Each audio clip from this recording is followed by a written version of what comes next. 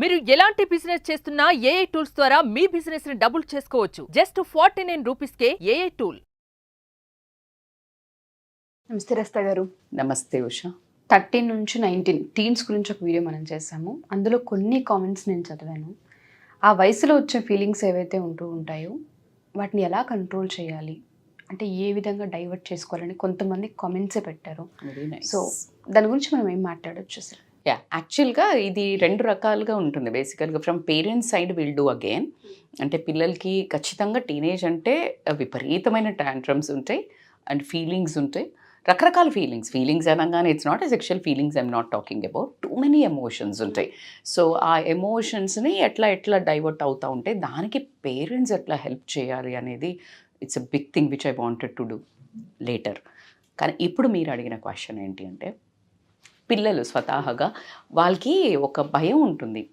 ఒక రకమైన emotions undergo అవుతున్నప్పుడు ఒక్క మనస్సుకే తెలుస్తుంది. ఇప్పుడు నేనున్నాను, నాది ఒక చిన్న ఎగ్జాంపుల్ చెప్తాను. నేను ఈ ఏజ్లో కానీ, లేకపోతే నేను 30sలో ఉన్నప్పుడు కానీ, నేను టీన్స్లో ఉన్నప్పుడు కానీ, లేకపోతే why I'm like very curious and very interesting to share this topic also.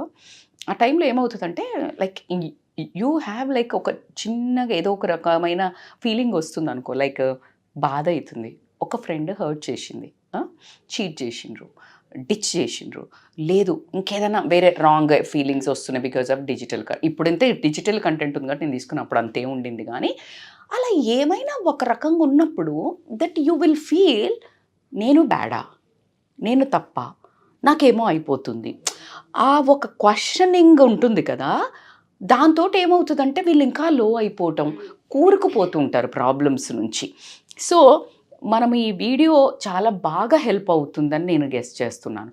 So ఎందుకు ఎలాగ వీళ్ళను ఈ ఫీలింగ్స్ని రాంగా రైటా మీరు జడ్జి చేసుకోకుండా కొన్ని చెప్తే వాళ్ళకి కంట్రోల్ చేసుకోవడానికి కూడా ఉంటుంది. సో అయితే ఆ ఫీలింగ్స్, ఆ ఎమోషన్స్ అనేటి ఏంటి అంటే, ఇట్ మైట్ బి ఏ గుస్సా, లైక్ అంటే కోపం, ఏడుపు, మాట్లాడితే కాస్త చిటుక్కుని ఎవరైనా ఊరికే కమెంట్ చేసినా ఏడుపు రావటం, లేకపోతే హర్ట్ అవ్వటం, పెయిన్ అవ్వటం, ఊరికే సరదాగా ఏదైనా టాంట్ చేసినా కూడా చాలా మనస్సుకు తీసుకోవటం, లేదా ఊరికే సరదాగా ఏడ్చేస్తారు కొంతమంది. ఇంకొకటి ఏంటి అని అంటే ఈ సెక్షువల్ ఫీలింగ్స్ అంటే లైక్ ఊరికే ఒక అమ్మాయితో ఉండాలనిపించడం, లేకపోతే ఒక అబ్బాయితో ఉండాలనిపించడం, లేకపోతే సేమ్ జెండర్తో ఉండాలనిపించడం. సేమ్ జెండర్ అంటే అబ్బాయితోటి ఫిజికల్ రిలేషన్ ఉండాలనిపించడం, ఇప్పుడు ఇవన్నీ కామన్ అయిపోయినాయి. It's open subject. What we're first of all they need to identify their emotion.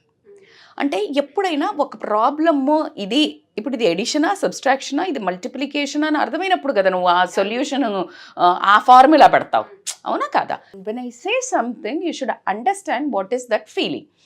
నీకు ఏమనిపిస్తుంది? ఇప్పుడు నేను చెప్పిన ఎమోషన్స్ ఉన్నాయి కొన్ని, దానికి first you try to name it. When you name it, you'll process it.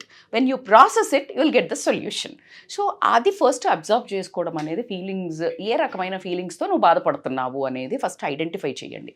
Identify చేసినప్పుడు ఖచ్చితంగా that feelings which is not hurting you, అంటే your reputation, your parents or society. So బేసికల్గా ఎమోషన్, ఇప్పుడు ఫీలింగ్స్ అనగానే ప్రతిదీ మనము ఫీలింగ్స్ వచ్చాయా అంటాం. అదే ఫీలింగ్ అనే word is not a dangerous or bad word యార్. అది దాన్ని అందుకే అంటున్నాం కదా, మనము వాడి కొన్నిటికి ఆ వర్డ్ వాడాలంటే కూడా కొంచెం ఒక రకమైన మొహమాటం అయ్యేట్టయితే చేసేస్తున్నాం మనమే. సో ఫీలింగ్స్ అనే దానికి, సో నీ ఫీలింగ్స్ని ఎప్పుడు కంట్రోల్ చేసుకోవాలి, ఎంత కంట్రోల్ చేసుకోవాలి, ఎందుకు కంట్రోల్ చేసుకోవాలి అనే క్వశ్చన్ ఇప్పుడు మనకి. As long as it is not disturbing, affecting you personally, నిన్ను కానీ, సమాజాన్ని కానీ, నీ పేరెంట్స్ రిప్యుటేషన్ కానీ, ఎస్పెషల్లీ నీ రిప్యుటేషన్ కానీ, ఇవి కనుక డిస్టర్బ్ కాకుండా నీ రకరకాల మనిషి అంటేనే అది కదరా బాబు. ప్రతి ఒక్క మనిషి ఒక్కొక్క వ్యక్తపరుస్తుంటారు ఫీలింగ్స్. ఏమన్నా కాగానే ఒకళ్ళు కనగానే ఒకళ్ళు హాయ్ అంటారు, ఒకళ్ళు ఏయ్ హాయ్ అంటారు, ఒకళ్ళు ఇంకా గెంతుతారు. Everybody the way they show happiness and కోపం ఇస్. ఒకళ్ళ కోపం వస్తే గమ్మని ఉండిపోతారు, ఒకళ్ళ కోపం వస్తే అరుస్తారు, ఒకళ్ళ కోపం వస్తే ఇంకా ఇసిరేస్తారు, ఒకళ్ళ వస్తే కొడతాడు. సేమ్ సిచ్యుయేషన్ ఇవ్వు, 4 మందిని పెట్టు, ఈ రకరకాల మనుషుల్ని, సేమ్ సిచ్యుయేషన్ ఇవ్వు, the handling will be different, the expressing will be different.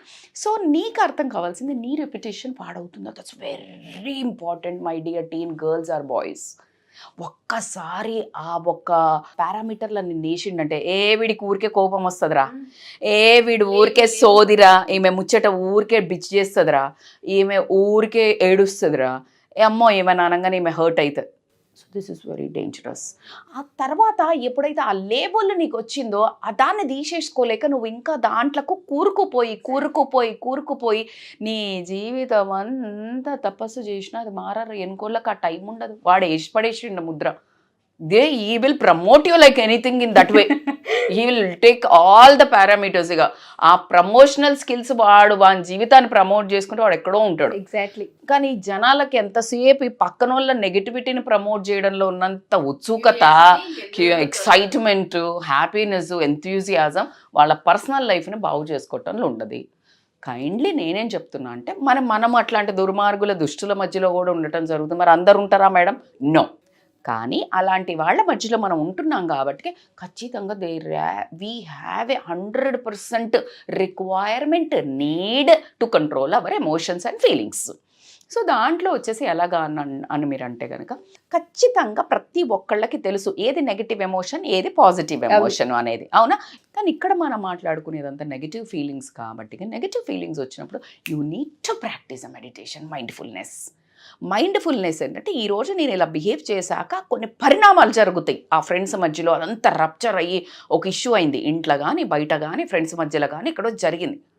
And you need to understand mindfulness. Why did it happen? Okay, నాది ఈ బిహేవియర్. సో ఆ మైండ్లోకి ఎక్కింది ఏంటి major problem. Then you need to revert back and do meditation. ఆ మెడిటేషన్లో ఉన్నంత power ప్రపంచంలో ఏదీ లేదు. ఎందుకు మెడిటేషన్ ఎందుకు అంటే నీ లోపల ఉన్న అవయవాలు కానీ నాడులు కానీ నీ బాడీ, మైండ్, సోల్ తోటి నువ్వు ఎప్పుడైతే కనెక్షన్ ఏర్పరుస్తావో, ఓ మై గాడ్, మీరు నమ్మినా నమ్మకపోయినా మై డియర్ బచ్చాస్, నేనేం చెప్తున్నానంటే టీనేజ్ వాళ్ళకి, అంటే ఇన్ఫ్యాక్ట్ ఇదైతే అందరికీ ఉపయోగపడేది, ఈ మూడో ఎప్పుడైతే మాట వింటాయో ప్రపంచంలో ఎవరైనా నీ మాట వింటారు. అర్థమవుతుందా? సో స్లోగా, I know it is youngsters, వీళ్ళకి కష్టం అవుతుంది, బట్ ప్రాక్టీస్ చేయండి కన్నలు. ఎప్పుడైతే మీరు ప్రాక్టీస్ చేస్తారో you will able to handle emotions. ఒకటి మెడిటేషన్ చెప్పాము, డీప్ బ్రీతింగ్ కూడా. డీప్ బ్రీతింగ్లో సింపుల్, దానికి ఇమీడియట్ రెమెడీ అని చెప్తాను నేను. ఇప్పుడు ఫర్ ఎగ్జాంపుల్ ఏదైనా ఎమోషన్, కోపం వస్తుంది మేడం, అదే కదా అర్థం కాదు, అర్థమవుతుంది. 10 సార్లు నువ్వు ప్రాక్టీస్ చేస్తా, కోపం వచ్చి నీకు బాధ అవుతున్నానే ముందు నాస్ట్రిల్ తోటి inhale, mouth, exhale. Deep inhale with nose, deep exhalation with mouth. ఎప్పుడైనా నీ ఇన్హేల్ కంటే ఎగ్జేల్ అనేది లాంగ్ కనుక నువ్వు ప్రాక్టీస్ చేసినవైతే చాలా చాలా హెల్త్ ఎలిమెంట్స్ కూడా క్లియర్ అవ్వటం జరుగుతుంది. సో ఆ తర్వాత physical activity. Oh my God, this is a physical activity. నేను మీకు తెలుసు నేను ఎందుకు చెప్తాను, బికాజ్ ఐ వాజ్ అంటే లైక్ ఇప్పుడు కూడా, బట్ కంపారిటివ్లీ ఒక స్టేచర్ అయితే తగ్గిందని చెప్తాను, పర్సంటేజ్ తగ్గింది. చాలా ఎమోషనల్, ఊరికనే దుఃఖం వస్తుంది, ఊరికనే బాధ వేస్తుంది, ఊరికనే కూడా కోపం. ఎందుకు నేను ఏమనలేదు కదా నిన్ను, నువ్వు ఎందుకు అంటావు, ఇది నా క్వశ్చన్, అట్లనే అంటారు అని మా వాళ్ళు చెప్తారు. అదే కదా సొసైటీ.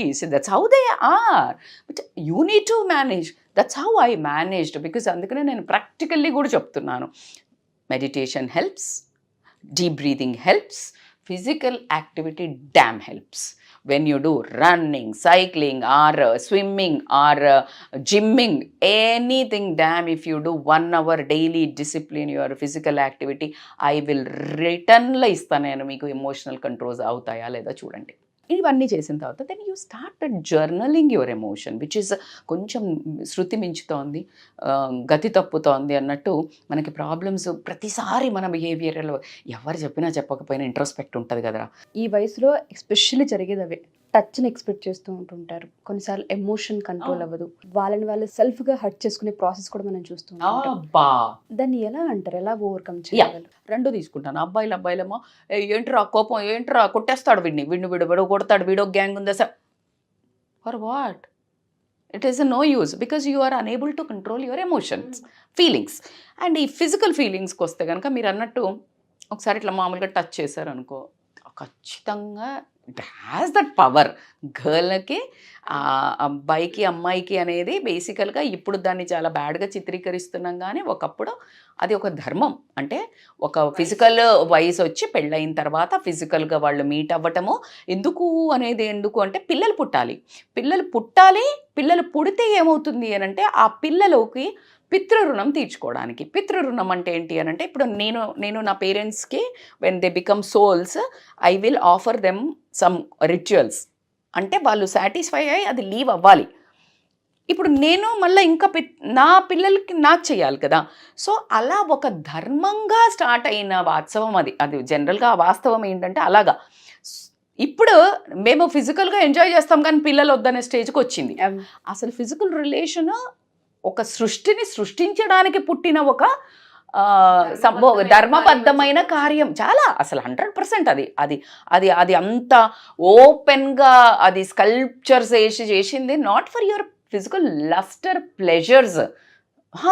అది అంత ఆనందంగా చేసి వాళ్ళు అంత ఆనందంగా అంత హ్యాపీగా నువ్వు అట్లా చేస్తే when you meet both the souls the end product by product will be a good boy. నీకు అర్థమవుతుందా? మంచి ఆలోచనలతోటి మంచి మనసు కలిసినప్పుడు నువ్వు చేసే రొమాన్స్ కానీ ఏదైతే ఫిజికల్ ఏదైతే ఉంటుందో దాంతో వచ్చే పిల్లలు కూడా అంతే ఒక హెల్దీ థాట్స్ తోటి హెల్దీగా పుడతారు అనే ఉద్దేశంతో దాని దగ్గర నువ్వు ఇతరుల లాస్ట్ లాగా ఎక్కడ పడితే ఇట్లా ఈ విచ్చలవిడితనం కోసం నీ సుఖంగా నువ్వు ప్లెజర్స్ కోసం పెట్టింది అయితే కాదు. So that's how it has been. నా ఇదేంటంటే ఫిజికల్గా when you touch that's hormones అనేది ఆ ఫిజికల్గా లేడీకి ఉన్న జంటకి ఇప్పుడైతే లేడీస్కి కూడా జెంట్స్కి కూడా వస్తున్నాయి అనేది మనం వింటున్నాము. So it don't talk about ఆ పాయింట్లోకి పోతే సో ఆ జరిగేటప్పుడు నీకు ఆ లైసెన్స్ ఉందా? డ్రైవింగ్ లేకుండా లైసెన్స్ చేస్తే ఏం చేసినా బొక్కలు వేస్తారు. పెళ్ళి అనేది కమిట్మెంట్ అనేది లేకుండా నువ్వు ఫిజికల్గా అంటే అంతే నేరం. యాక్సిడెంట్ బయట, ఇక్కడ యాక్సిడెంట్ జీవితానికి. You understand? సో ఏమవుతుంది? ఇది కామన్ అంటే అసలు నా దగ్గర ఆన్సరే లేదు. అది నా ఆన్సరే లేదు. అది నేను మాట్లాడడానికి నేను ఖచ్చితంగా చాలామంది కొన్నిసార్లు మనం వీడియోస్ చూసాము, ఏమవుతుంది మేడం మా ఇష్టం అని. పాపం అమ్మాయిలు బంగారు వాళ్ళు కూడా పెట్టలేదు, ఎక్కడో వాళ్ళకి కూడా బాధ ఉండుంటుంది, మేము తెలియక తప్పు చేస్తున్నాము అని. అలా పెట్టలేదు. ఇంకా మధ్యలో ఉంటారు కొంతమంది, ఓ బ్యాచ్, నీకెందుకు, మీరెందుకు చెప్తారు, ఓరే నాన్న సేమ్ నీ ఇంట్లో నీ బిడ్డనో నీ చెల్లెనో లేకపోతే మన ఇంట్లో పిల్లలకి ఏమన్నా అయితే నీ చుట్టుపక్కనే నీకేమన్నా అయితే నువ్వు ఈ మాట మాట్లాడమని ఖచ్చితంగా చెప్తున్నాను. Just to talk, don't talk. మేమేమి కావాలని ఉద్ధరించడానికి మాట్లాడట్లేదు. బట్ నేను ఎప్పుడు చెప్పేది ఏంటంటే పరిస్థితిని బట్టి మూవ్ అవ్వండి అనేదే మనం చెప్తుంటాం.